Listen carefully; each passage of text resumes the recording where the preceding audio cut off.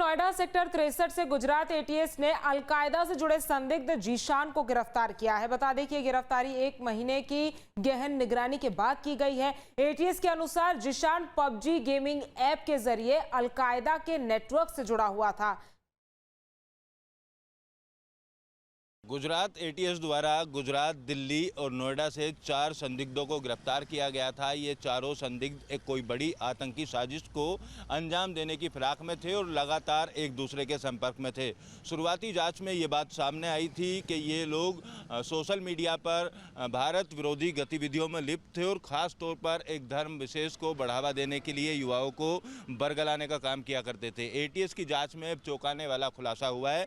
जिस तरीके से जीशान जिस दुकान पर मोबाइल की काम करता था, उस दुकान के दुकानदार ने भी बयान दिया था कि वो अक्सर गेम खेला करता था, तो पबजी गेम से चारों लोग आपस में कनेक्ट थे। इस तरीके की भी जानकारी एटीएस की पूछताछ में और जांच में सामने आई है। अब पबजी गेम से किस किस तरीके के मैसेज इनके द्वारा पास किए जाते थे, उन मैसेज को लेकर एटीएस जांच कर रही है। साथ ही नोएडा पुलिस ने भी अब तमाम दुकानदारों और तमाम किराएदारों का सत्यापन शुरू कर दिया है। हालांकि सत्यापन पहले से किए जाना अनिवार्य था, लेकिन उसमें तेजी लाने के अधिकारियों द्वारा निर्देश दिए गए हैं, क्योंकि जिस तरीके से जीशान मेरठ से आकर पिछले 4 से 6 महीने से लगातार नोएडा के छिजारसी इलाके में मकान किराए पर लेकर रह रहा था और सैनिक मोबाइल की दुकान पर काम करने की इच्छा जाहिर करते हुए उनको अपना रिश्तेदार बताते हुए उनकी दुकान पर घंटों बिताया करता था। सूत्र इस बात की भी जानकारी दे रहे हैं कि मोबाइल की मरम्मत करने का काम जीशान सीखना चाहता था और मेरठ उसके परिवार ने भी जीशान के ऊपर कई आरोप लगाए हैं।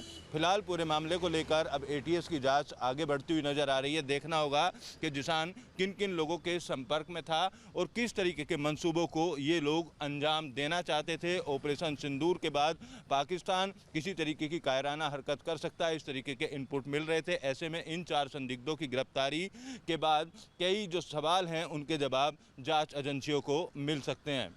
नोएडा के छिजारसी इलाके में मकान किराए पर लेकर रह रहा था और सैनिक मोबाइल की दुकान पर काम करने की इच्छा जाहिर करते हुए उनको अपना रिश्तेदार बताते हुए उनकी दुकान पर घंटों बिताया करता था। सूत्र इस बात की भी जानकारी दे रहे हैं कि मोबाइल की मरम्मत करने का काम जीशान सीखना चाहता था और मेरठ उसके परिवार ने भी जीशान के ऊपर कई आरोप लगाए हैं।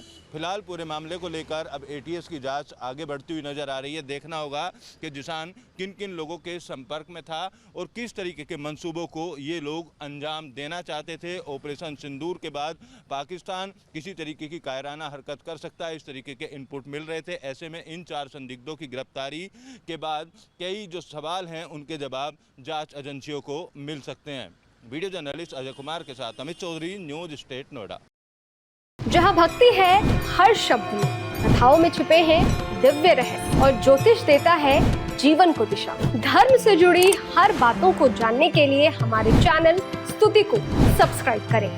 चैनल पर जाने के लिए इस लिंक पर क्लिक करें।